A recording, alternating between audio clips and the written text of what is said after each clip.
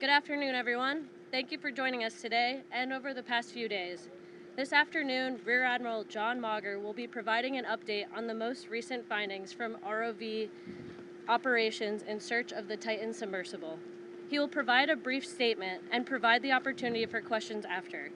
Please limit your questions to one per outlet. Following the briefing, the Joint Information Center staff and I will be here to help you with any of your further needs. May I now please introduce Rear Admiral John Mauger.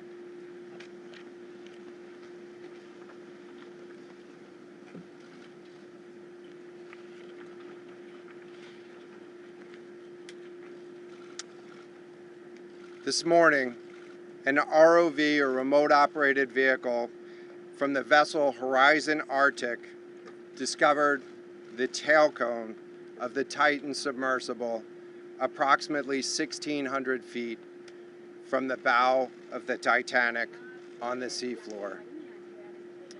The ROV subsequently found additional debris.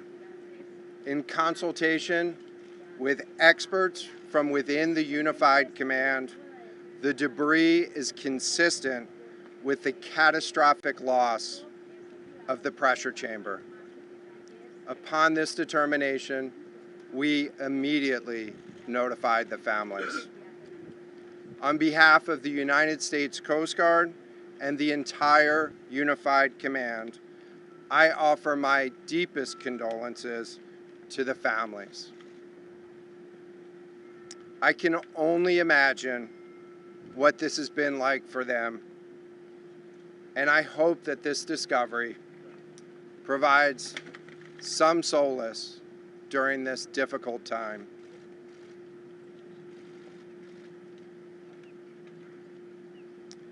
Additionally, we've been in close contact with the British and French Consuls General to ensure that they are fully apprised and that their concerns are being addressed. The outpouring of support in this highly complex search operation has been robust and immensely appreciated.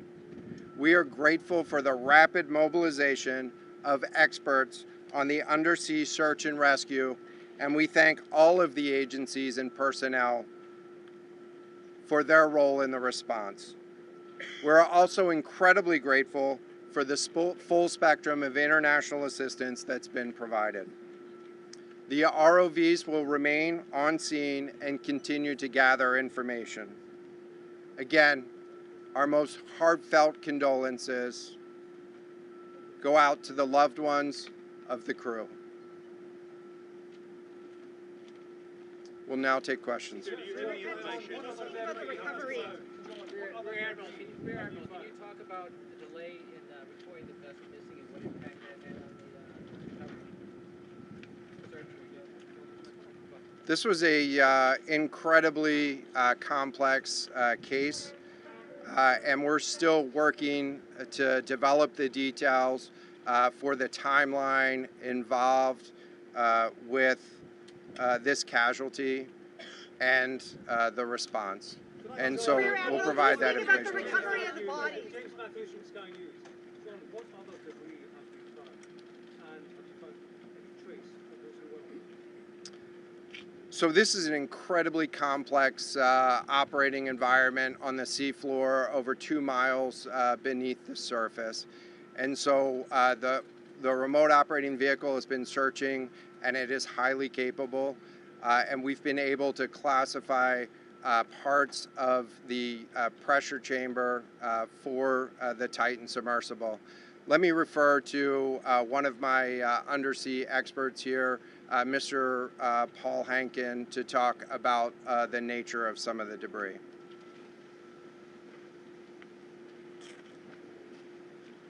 Thank you, Admiral. So essentially we found 5 different major pieces of debris that told us that it was the remains of the Titan.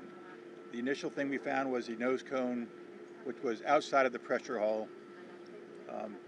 We then found a large debris field. Within that large debris field, we found the front end bell of the pressure hull.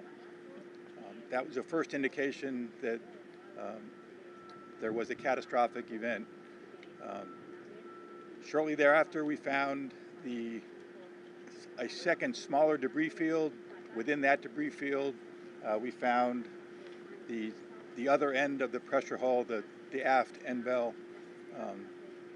which was basically comprised of the totality of that pressure vessel.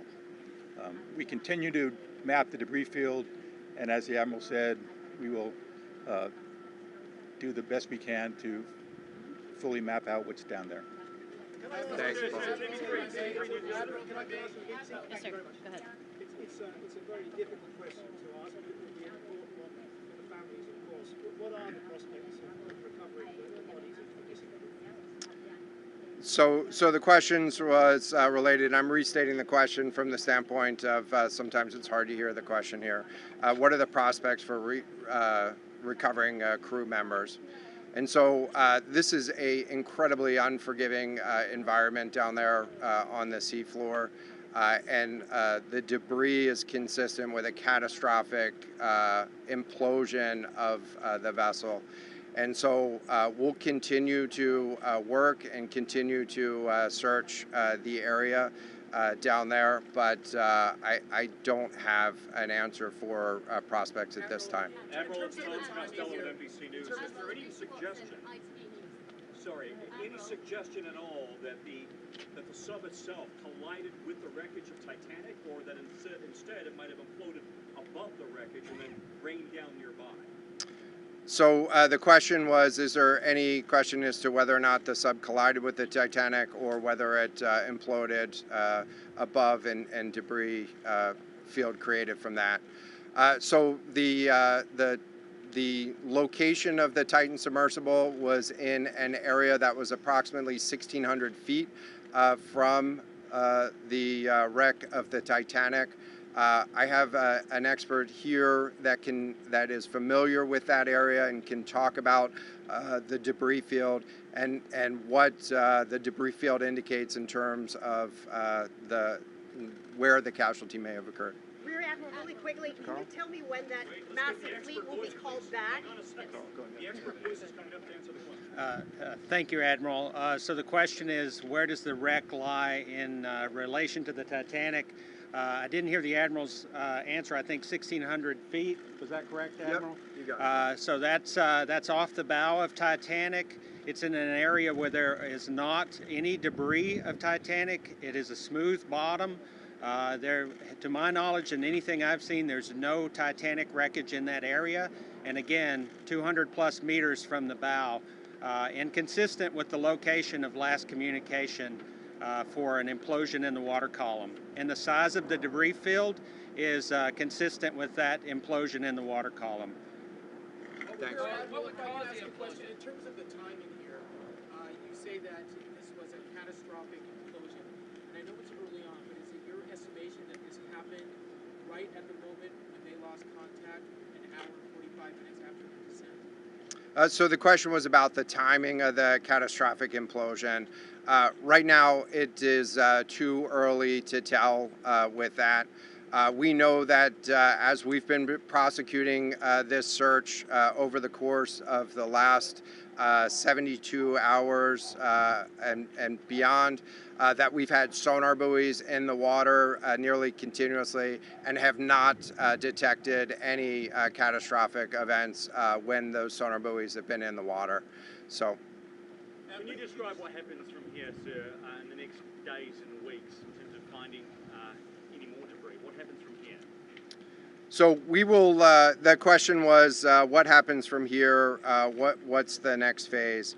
And so right now, again, our thoughts are with the families and making sure that they have an understanding as best as we can provide of what happened and begin to find some closure.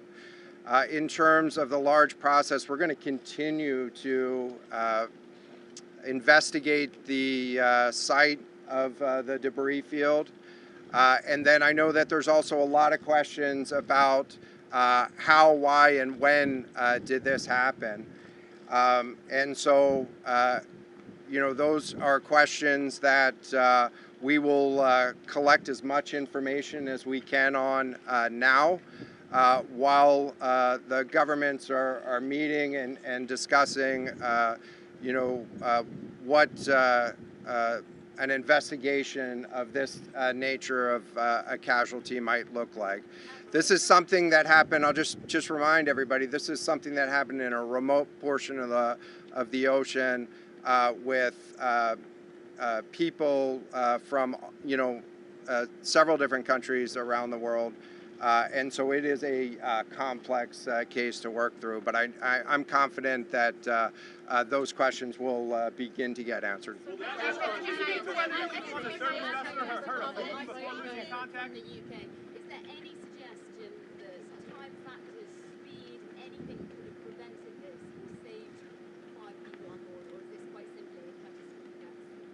The question was there any suggestion that time factors may have played a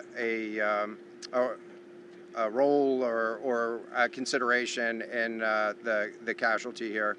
And so the debris field is consistent with a catastrophic implosion of the vessel. Again, while we were prosecuting the search, we had listening devices in the water throughout and did not hear any signs of catastrophic failure from those. And so we're going to continue to investigate, or we're going to continue to document the information there and understand, based on all the information we have, the timeline.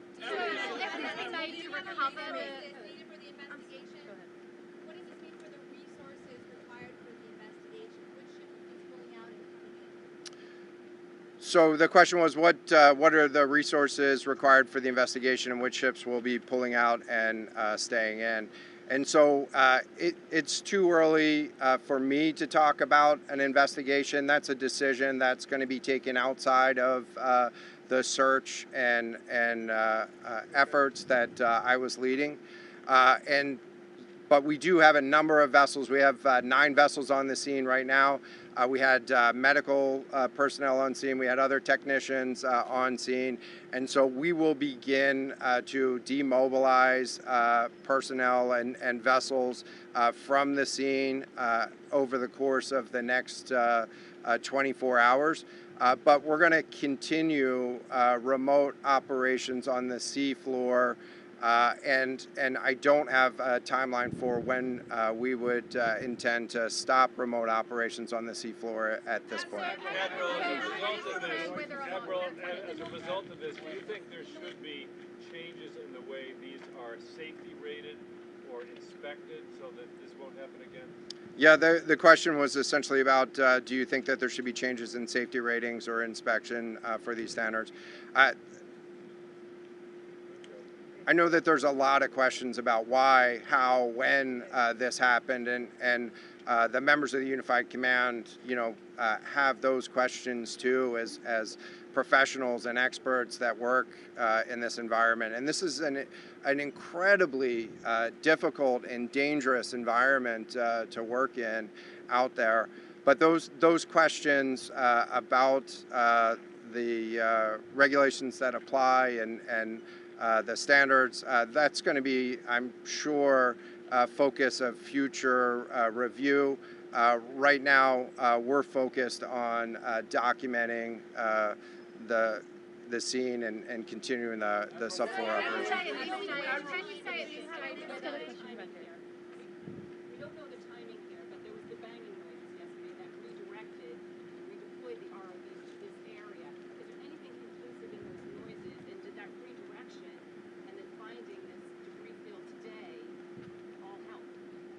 So throughout the search efforts, we reacted to the information that we had available to us, and while we continued to send it off for deeper analysis. Again, really complex operating environment for us to work in. Let me check with the experts, but there doesn't appear to be any connection between the noises and the location on the seafloor. Again, this was a catastrophic implosion of the vessel, which would have generated a significant broadband sound down there that the sonar buoys would have picked up. This will be the last question. Can I just ask you about your comment regarding the families?